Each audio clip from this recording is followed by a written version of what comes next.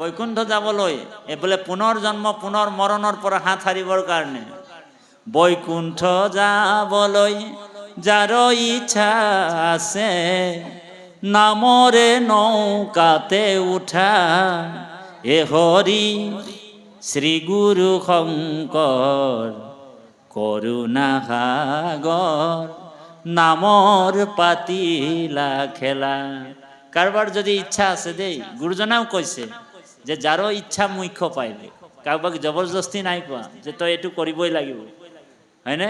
আৰু আমাক যেতিয়া শৰণ দিছিল, হয়নে, শৰণাচাৰ্যজন আমাক যেতিয়া শৰণ দিছিল তেতিয়া শৰণ দিওঁতে আমাক কোনোবাই জানো বোলে বন্দুকৰ পিষ্টলটো টিগাৰটো দবাই কিনি কৈছিল নেকি তই শৰণ ল বুলি কৃষ্ণত ঔ হৰি?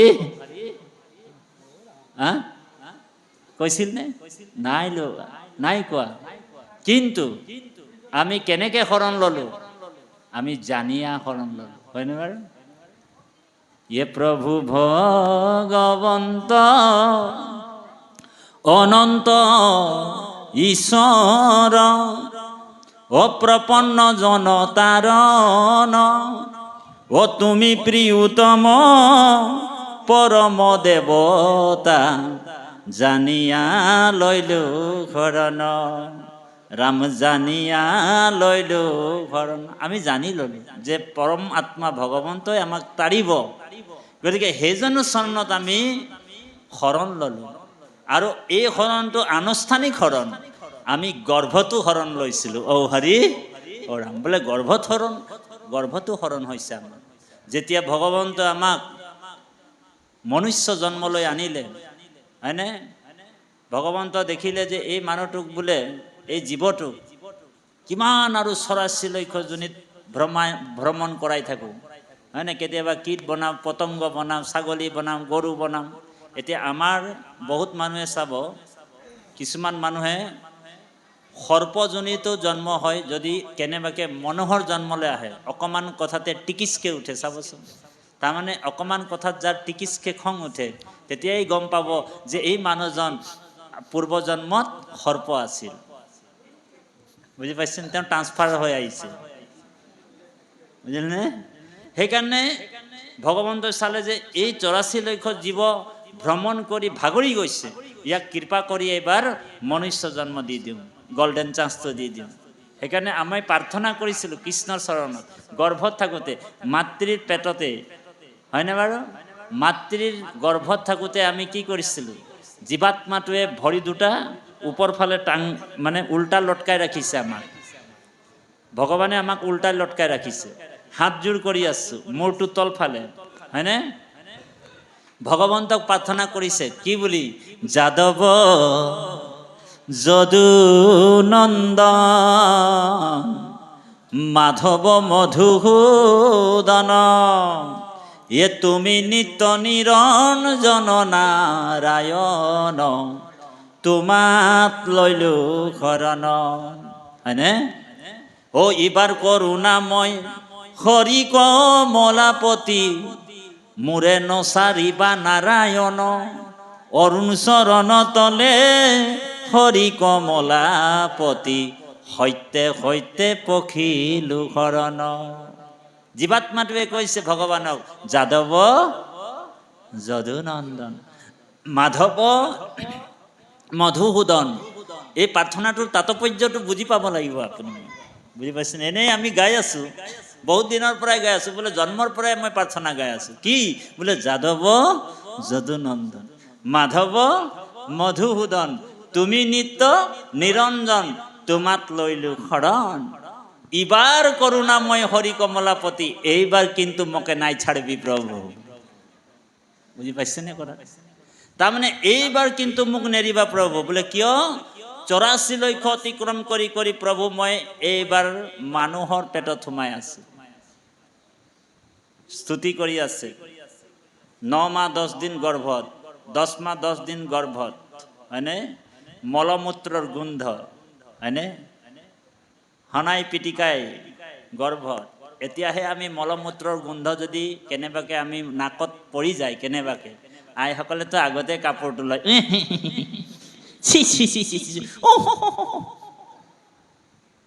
9 মাহ 10 দিন 10 মাহ 10 দিন মাতৃৰ গৰ্ভত ব্যৱস্থা একো নাই। কাপোৰৰ ব্যৱস্থা আছিল নেকি? কাপোৰৰ ব্যৱস্থা নাই, জীৱাত্মাটো সোমাই আছে গৰ্ভতে। আজি আমি 40 ডিগ্ৰী যদি চেলচিয়াছ মানে ৰ'দ মানে গৰম আহে, আমি সহ্য কৰিব পৰা নাই, পাৰিছোনে? কিন্তু গৰ্ভত 55 ডিগ্ৰী চেলচিয়াছ তাত সহ্য কৰি আহিছিলোঁ, সেইকাৰণে আমি 40 ডিগ্ৰী মানে এইটো সহ্য কৰিব পাৰিছোঁ। ঔ হৰি ঔ ৰাম। তো গতিকে এই বিষয় মানুহক কথাটো কৈছে যে মা ইমানবিলাক কষ্ট দুখ পোৱাৰ পিছতো জীৱাত্মাৰ বিৰকতি নাহে, বৈৰাগ নাহে। এই নাৰকী শৰীৰটোৰ প্ৰতি ইমান আহকতি, এই নাৰকী শৰীৰটো 20টা মূত্ৰ আৰু ছাই হ'ব বুলি, এই 20টা মূত্ৰ খায়, তাতেই লটপটাই কিনি থাকে। কিন্তু তথাপিও তেওঁ এই দেহাটো এৰিব নিবিচাৰে, এই দেহাটোৰ প্ৰতি মোহ আছে, হয়নে বাৰু? সেইকাৰণে আমাৰ শৰীৰৰ অৱস্থা মাত্ৰ 3টা, কি কি? 20টা, পলু আৰু ছাই। এই নাৰকী শৰীৰটোক আমি ঈশ্বৰক অৰ্পণ কৰিব লাগিব। ঈশ্বৰক যদি আমি অৰ্পণ কৰি দিওঁ, প্ৰভু ভগৱন্তই কৈছে সেইজন ভকতে মোৰ দিব্য ৰূপ লাভ কৰিব পাৰিব বুলি কৈছে বাপাই সমস্ত। সেইকাৰণে আমি কৃষ্ণৰ চৰণত শৰণাপন্ন হ'লোঁ। কৃষ্ণক যেতিয়া আমি একাত্মক হৈ কিনি ভক্তি কৰিম, কৃষ্ণ ভাৱপন্ন হৈ যদি আমি ভক্তি কৰিম, ভগৱন্ত কৈছে সেইজন মোৰ প্ৰিয় ভকত, আৰু সেইজন ভকতক মই ব্ৰহ্মা খৰ খলায়াদো লক্ষ্মীতকৈও মই মোৰ স্নেহৰ হৈ যায় সেইজন। সেইকাৰণে কৈছে ভগৱানে, কপিল মহাপ্ৰভুৱে দেৱহূতি মাক কৈছে যে বিষ্ণুৰ মায়াতো আতি কৰিছে মোহিত, তাতে তাৰো আনন্দ লভয় প্ৰতিনিত, কুটুম্বত মনে আতি কৰি আহকতি, বৃদ্ধ হেন হীন ভৈল শিশৱ দুৰ্মতি। আৰু যেতিয়া বৃদ্ধকাল আহিব, তেওঁ আৰু চিন্তা কৰিবলগীয়া কোনো কথা নাহে। এতিয়া আমাৰ বহুত মানুহে চাব, নামঘৰ বা ভক্তি কৰিবৰ কাৰণে শ্ৰৱণ কীৰ্তন কৰিবলৈ আহিব নোখোজে, হয়নে বাৰু? আহিব নোখোজে। বোলে যেতিয়া বোলে চাকৰিৰ পৰা ৰিটায়াৰ হ'ব, 60 বছৰ পাৰ হ'ব, তেতিয়াহে নামঘৰলৈ আহে। চুলি তুলি পকি যোৱা মানুহখিনি নামঘৰলৈ আহে। সেই সময়ত আপোনাৰ মোৰ বল থাকিবনে বাপ? চকুও নাকলে শান্তি বাক নপাৰয়, কাণেৰেও নুশুনিম, তেতিয়া কি ঈশ্বৰৰ ভকতি কৰিব পৰা যাব? বোলে নোৱাৰে। সেইকাৰণে বাংলা ভাষাত কৈছে, এ যখন গলা গড়গড়াবে, যখন গলা গড়গড়াবে, নাম নিতে কি সময় পাবেন, হরির নাম ভজবি কবে, ভাবছ নিকি এমনে যাবেন। যেতিয়া গলা গড়গড়াব, ঘৰ ঘৰ, তেতিয়া ৰাম বুলি ক'ব নোৱাৰে, কৃষ্ণ বুলি ক'ব নোৱাৰে, পাৰিবনে? বোলে যখন গলা গড়গড়াবে, নাম নিতে কি সময় পাবেন। সেইকাৰণে সময়ৰ কাম সময়ত কৰিব কৈছে আমাক। আমি ঈশ্বৰৰ কাম, ঈশ্বৰৰ ভক্তি কেতিয়া কৰিব লাগিব? দুৰ্লভম মনুষ্যম দেহা তদপি অৰ্ধুভম অৰ্থদম। ভক্ত প্ৰহ্লাদে দৈত্য শিশুসকলক কৈছে, দুৰ্লভম মনুষ্যম দেহা, মানুহৰ জন্মটো বহুত দুৰ্লভ, পাবলৈ বহুত টান, তদপি অৰ্ধুভম অৰ্থদম। কিন্তু চাবা আকৌ, আজি আছে কালি নাথাকিবও পাৰে কচুপাতৰ পানী। কুমাৰো আচৰে প্ৰাক ধৰ্মানি ভাগৱত, কৰিও কুমাৰ কালে ভাগৱত ধৰ্ম। সেইকাৰণে আমাৰ ল'ৰা ছোৱালীবিলাকক আজি এই যে ভাওনা কৰিছে, ভাওনা সংস্কৃতিৰ যোগেদি কৃষ্ণক দৰ্শন দেখুৱাইছে, গুৰুক পৰিচয় কৰি দিছে, কৃষ্ণক পৰিচয় কৰি দিছে। আটাইতকৈ ডাঙৰ পৃথিৱীৰ কামটো আপোনালোক কৰি আছে। পৃথিৱীৰ আটাইতকৈ ডাঙৰ কাম কি, কৰ্ম কি? যে পিতৃ মাতৃয়ে নিজৰ সন্তানক ঈশ্বৰক পৰিচয় কৰাই দিয়াটোৱেই আটাইতকৈ ডাঙৰ কৰ্ম। গুৰুক পৰিচয় কৰাই দিয়াটোৱে পিতৃ মাতৃৰ আটাইতকৈ ডাঙৰ কৰ্ম। গতিকে বাপাই সমস্ত এইখিনি আমাৰ কৰ্তব্য কৰ্ম আমি কৰি যাব লাগিব। এতিয়া এই কথাটোকে দেৱহূতি মাতৃক কৈছে, হে মা, তুমি সদায় জীয়া মানুহৰ নিচিনা থাকিবলৈ যত্ন কৰিবা। এতিয়া যিসকল সাধুৰ সং লৈ কৃষ্ণ কথা শুনিছে, সেইসকলেহে জীয়া মানুহ। যিসকল ভগৱন্তৰ কথা নুশুনে, কৃষ্ণ কথা নুশুনে, ধন টকা পইচা ঐশ্বৰ্য বিভূতি এইবিলাকৰ প্ৰতি আহকতি হয়, বিৰক্তি নহয়, বৈৰাগ নহয়, সেইসকল মৰা মানুহ বুলি কৈছে। গতিকে হে মা, তুমি মৰা মানুহৰ নিচিনা থাকিব নালাগে, তুমি সদায় জীয়া মানুহৰ নিচিনা থাকিবলৈ চেষ্টা কৰিব। এই কথাবিলাকে ইয়াতে কৈছে। তাৰপিছত কৈছে বিষ্ণুৰ মায়া, এই বিষ্ণু মায়াই সকলোকে মোহিত কৰিছে। এটা হৈছে বিদ্যা মায়া, এটা হৈছে অবিদ্যা মায়া। এই বিদ্যা মায়া আপুনি মই গ্ৰহণ কৰি শ্ৰৱণ কীৰ্তনৰ মাধ্যমেদি আমি ঈশ্বৰক লাভ কৰিব পাৰোঁ। আৰু অবিদ্যা মায়া যাৰ আছে, তেওঁ ঈশ্বৰক হৃদয়ত থাকোঁতেও কিন্তু বিদুৰ সন্ততাৰ বুলি কৈছে, ঈশ্বৰক তেওঁ চাব নোৱাৰে। সেইকাৰণে ভগৱন্ত কৈছে অবস্তুক দেখাবন্ত, অবস্তুক আৱৰি, হেহি হে মুহুৰ মায়া জানা নিষ্ট কৰি। ভগৱন্ত কৈছে তেওঁক অবস্তু দেখাম। অবস্তু মানে অবাস্তৱ, অসত্য, আৰু বস্তুটো মই লুকুৱাই দিম, সত্য, হয়নে? বস্তু মানে সত্য। য়ে ভগৱন্ত মাধৱৰ অভয় চৰণে, শৰণে পখিলে যিটো কায় বাক্য মনে, ঈশ্বৰ মাধৱ তাংক কৰিলন্ত দায়া, তৰয় দুৰ্ঘোৰ ইটো ঈশ্বৰৰ মায়া। সেইজনে ঈশ্বৰৰ মায়াৰ পৰা উদ্ধাৰ হ'ব পাৰিব। বোলে কোনে? যিজন ভগৱন্তৰ চৰণত কায় বাক্য মানে শৰণ ল'ব। সেইকাৰণে কৈছে বিষ্ণু মায়াটো বহুত ডেঞ্জাৰ মায়া, বহুত দুষ্টৰ মায়া। গীতাত কৃষ্ণই অৰ্জুনক কৈছে, হে অৰ্জুন, দৈৱী এইছা গুণময়ী মম মায়া দূৰত্বায়া। এই দৈৱী ত্ৰিগুণাত্মিক মায়াটো মোৰ বহুত জটিল মায়া, ইয়াক পাৰ কৰাটো বহুত জটিল। অৰ্জুনে প্ৰশ্ন কৰিলে, প্ৰভু তোমাৰ মায়াৰ পৰা মই কেনেকৈ পাৰ হ'ম? ভগৱানে কৈছে মা মে বো প্ৰপদ্যন্তে মায়া মে তম তৰন্তিতে। গতিকে সেই মায়াৰ পৰা তেওঁ পাৰ পাব পাৰিব। বাপাই সমস্ত এই কথাটোকে ইয়াত কৈছে, এই ৰাম সাধু সংগে, কৃষ্ণ সাধু সংগে মোৰ পাৱে নভিয়া দুৰ্গতি,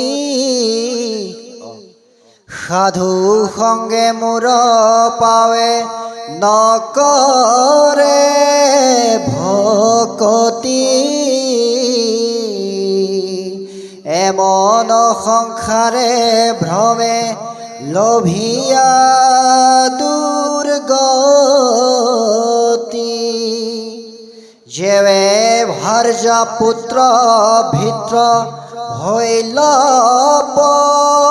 পশুচয়, কৃতকৃত্য ভৈলো বুলি পাছে সে মানয়, এৰাম তেৱে তাৰা সৱক পোষণ চিন্তা জ্বৰে, নাহি কিছু সুখ সৰ্ব অংগদাহ কৰে, ক্ষণো বৈশ্বনাৰীৰ শৃংগাৰৰ পাই, বোলে আৰু আতপৰে কিছু সুখ নাই। কৃষ্ণ কৃপালু বাপাই সমস্ত। ভাগৱত হৈছে আত্মবিশ্লেষণ, আমাৰ আত্মাৰ বিশ্লেষণ হৈছে আজি ইয়াত। আৰু আত্মাৰ পোষণ, ভাগৱত কি হয়? আত্মাৰ পোষণ। আমি অনেক জুনিলৈ গৈছিলোঁ, চৰাই চিৰিকটি হৈছোঁ, অকল শৰীৰৰ পোষণ দিলোঁ, শৰীৰটোক খোৱালোঁ। কিন্তু আজি আমি যে বহিছোঁ সাধুৰ সংগত, আজি আমাৰ আত্মাটোৰ পোষণ হৈছে। মনত ৰাখিব কথাটো দেই। আজি আমি যে ভাগৱত শুনিবলৈ কিয় আহিব লাগে? তাৰমানে আমাৰ আত্মাটোক খাদ্য দিছোঁ, আমি খুৱাইছোঁ। আৰু শৰীৰৰ খাদ্য হৈছে কি? ভাত পানী দাইল এইবিলাক শৰীৰৰ খাদ্য। কিন্তু আত্মাৰ পোষণ কি? ঈশ্বৰৰ নাম, ভগৱন্তৰ ভক্তি, এইটো হৈছে আত্মাৰ পোষণ।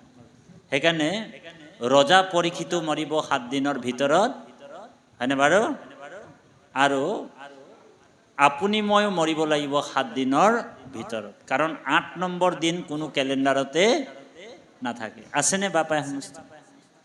এতিয়া অকল পৰীক্ষিতৰ কাৰণে নেকি ভাগৱত? বোলে নহয়, পৰীক্ষিত মাত্ৰ নিমিত্ত।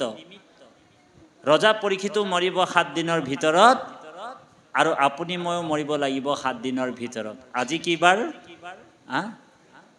শনিবাৰ। অহা শুকুৰবাৰলৈকে 7টা দিন, হয়নে বাৰু? এই 7টা দিনৰ ভিতৰত আমিও মৰিম, ৰজা পৰীক্ষিতো মৰিব, হয়নে বাৰু? সেইকাৰণে তৰুণ কালতেই ৰজা পৰীক্ষিতৰ প্ৰাণ গৈছে।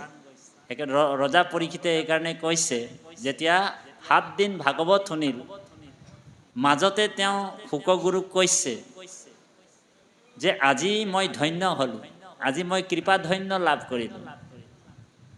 এৰাম গৃহ অন্ধকূপতে পৰিলোঁ মই পাপ, কৃষ্ণৰ কৃপাতে পাইলোঁ ঋষি সাপ। বোলে গৃহ অন্ধকূপতে পৰিলোঁ মই পাপ, কৃষ্ণৰ কৃপাতে পাইলোঁ ঋষি সাপ। আজি মোক কৃষ্ণই কৃপা কৰিলে, ঋষি সাপটো ভালেই দিলে। কাৰণ আমি যেতিয়াই আমাক সংসাৰে, যেতিয়া আমাক এই সংসাৰৰ পৰা আমি সদায় দুখে পাওঁ বুলি কৈছে। সেইকাৰণে এই সংসাৰখনক দুঃখালয় বুলি কৈছে। কি? দুঃখা আলয়। যেনেকৈ শৌচা আলয়, চিকিৎসা আলয়, এই সংসাৰখন হৈছে দুঃখা আলয়, দুখৰ আলয়। আলয় মানে ঘৰ, বুজি পাইছেনে? ৰজা পৰীক্ষিতে কৈছে, গৃহ অন্ধকূপতে পৰি আছিলোঁ মই, কৃষ্ণৰ কৃপাতে পাইলোঁ ঋষি সাপ। এৰাম জানন্ত বিফলে যায় ভিতৰ সন্ততি, সাপ দিয়াই উপজাইলা মূৰ বীৰ কতি। আজি যদি মই ঋষি সাপটো নাপালোহেঁতেন, তেনেহ'লে চব বস্তু মোৰ বুলিয়ে ভাবিলোহেঁতেন। মোৰ ধন, মই একছত্ৰী ৰজা, হয় নাই? মই এদিন বোলে মোৰ বিউটিফুল আইগৰাকীক এৰি থৈ যাব লাগিব, হয়নে? মোৰ এটা সন্তান আছে, মোৰ ল'ৰাটোকো এৰি থৈ যাব লাগিব, মৃত্যুৰো ভয় আছে, মোৰ ইমান সুন্দৰ কলেবৰটোক এৰিব লাগিব। গতিকে এই যিটো গৃহ অন্ধকূপ মই পৰি আছিলোঁ, কিন্তু আজি কৃষ্ণই কৃপা কৰিলে, ঋষি সাপৰ চলেৰে মোক আজি বীৰকতি আনি দিলে। আচলতে মোৰ বোলা বস্তু একোৱেই নাই, হয়নে? মোৰ এই দেহাটো মোৰ নিজৰ নহয়। সেইকাৰণে কৈছে, গৃহ অন্ধকূপতে পৰিলোঁ মই পাপ, কৃষ্ণৰ কৃপাতে পাইলোঁ ঋষি সাপ। জানন্ত বিফলে যায় ভিতৰ সন্ততি, সাপ দিয়াই উপজাইলা মূৰ বীৰ কতি। সাপ নোহে ইটো মূৰ পৰম প্ৰসাদ, গৃহ শৰীৰক মূৰ কৰিলা উচ্ছাদ। গৃহ শৰীৰক মূৰ কৰিলা উচ্ছাদ। যিটো মোৰ মোৰ বুলি ভাবি আছিল, আচলতে মোৰ একোৱে নাই, সকলো প্ৰভু ভগৱন্তৰে হয়।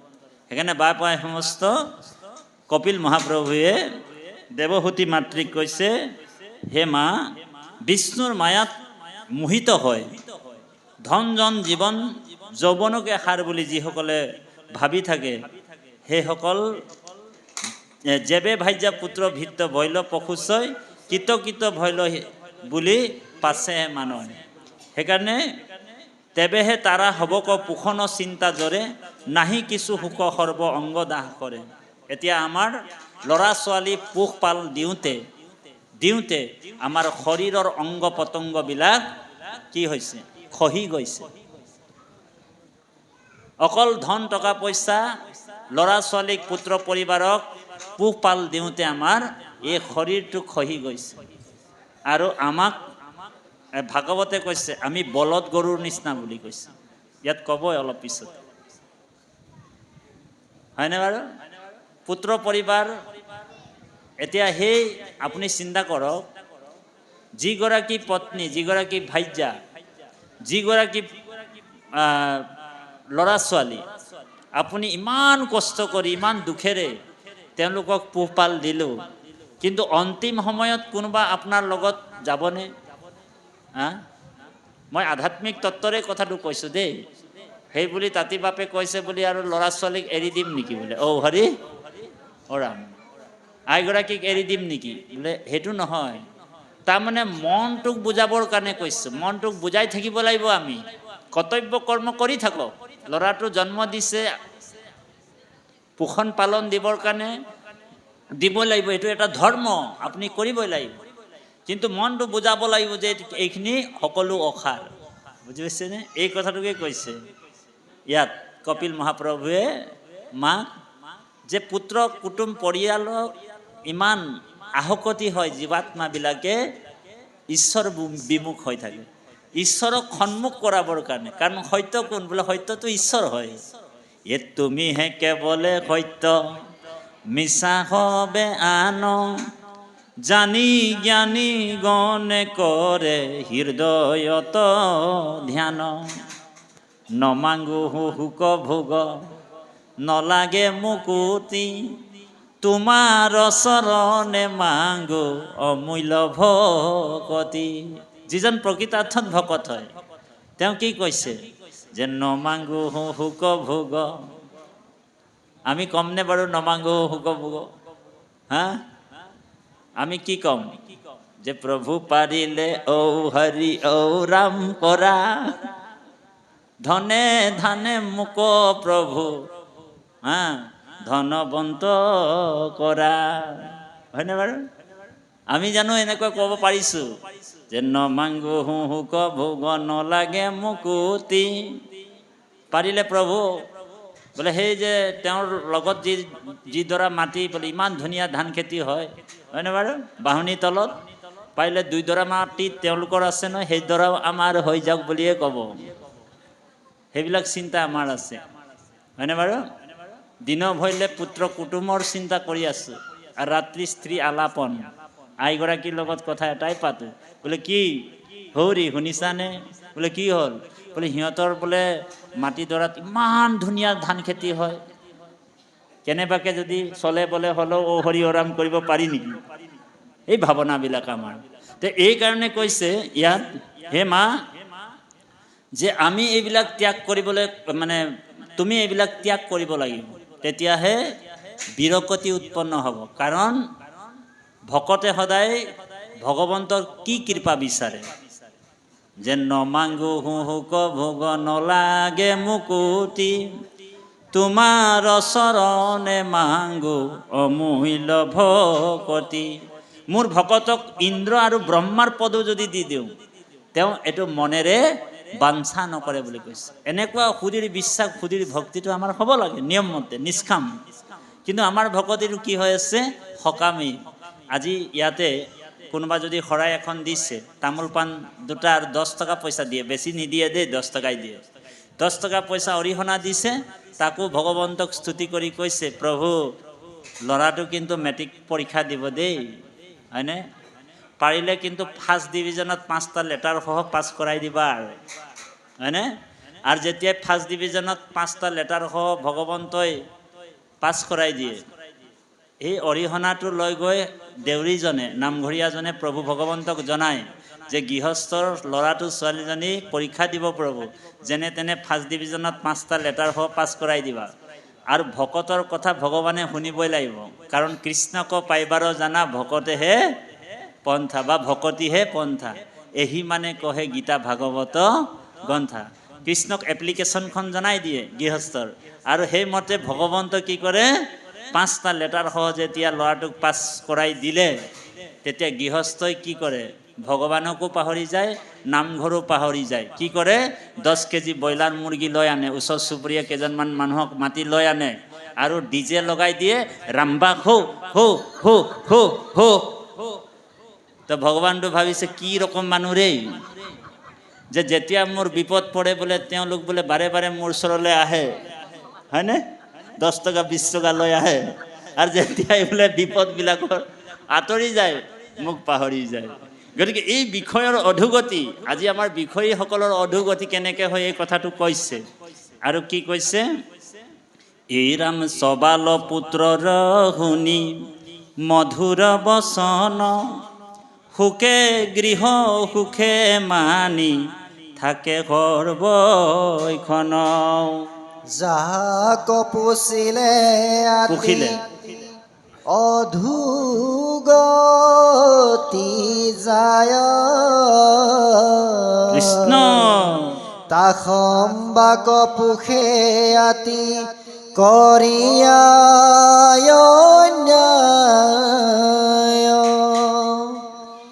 যেবে দেখে আপোনাৰ অৰ্থ ভৈল ক্ষয় পৰৰ ধনক তেৱে মনত বাঞ্ছয়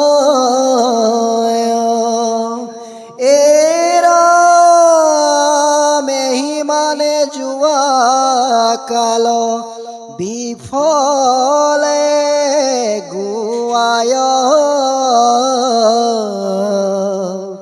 পাছে আশী তাক বৃদ্ধ কালে লাগ পায়। কৃষ্ণ বৰ গুৰুত্বপূৰ্ণ কথা কৈছে যে যেবে দেখে আপোনাৰো অৰ্থ ভৈল ক্ষয়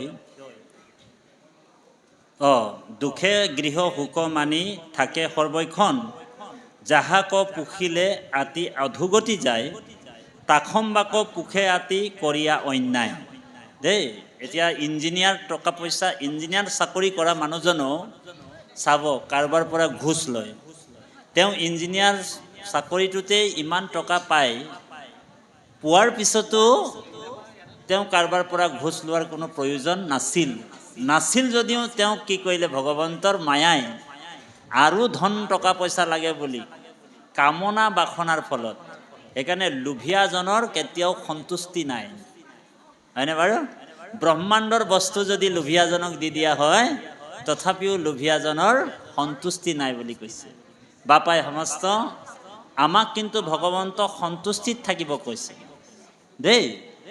যি পালে যি ঈশ্বৰে আমাক দিছে তাতে আপুনি মই সন্তুষ্টি হ'ব লাগে নিয়ম মতে। তো ইয়াত কি কৈছে, যেবে দেখে আপোনাৰো অৰ্থ ভৈল ক্ষয়, টকা পইচা খৰচ কৰি ঘৰ দুৱাৰ বনালে, পইচাও নাই এতিয়া কি কৰিব? পৰৰ ধনক তেবে মনত বাঞ্ছয়, লোকৰ ধনৰ ওপৰত আশা কৰে, হয়নে বাৰু? এহি মতে যুৱাকাল বিফলে গুৱাই লওক। আমাৰ ল'ৰা ছোৱালীবিলাক, ডেকা গাভৰুবিলাক, যুৱক যুৱতীবিলাক কি কৰে? আমাৰ এই অঞ্চলত তেনেকুৱা দেখা নাই, কিন্তু কিছু জেগাত চাব পিতৃ মাতৃৰ যদি সংস্কাৰ নাথাকে তেওঁলোকে কি কৰে? অকল ধন ঘটাৰ আশাৰে, অকল ধন টকা পইচাৰ আশাৰে যেনি তেনি যিকোনো প্ৰকাৰে চলে বলে হ'লেও ধন টকা পইচা গোটাবলৈ যায়।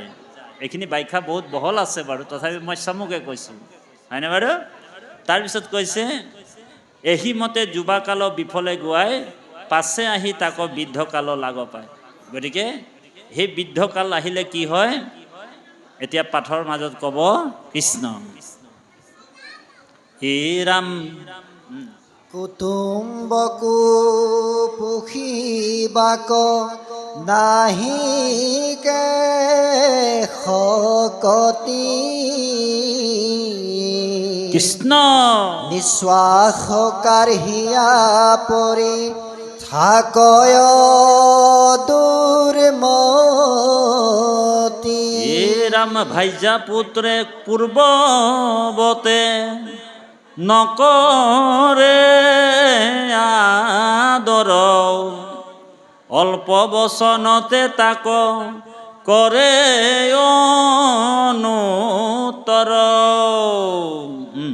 এৰাম নপাৰ পুখিবে বুঢ়া কৃষ্ণ। খাইবে মাত্ৰ শ্বাস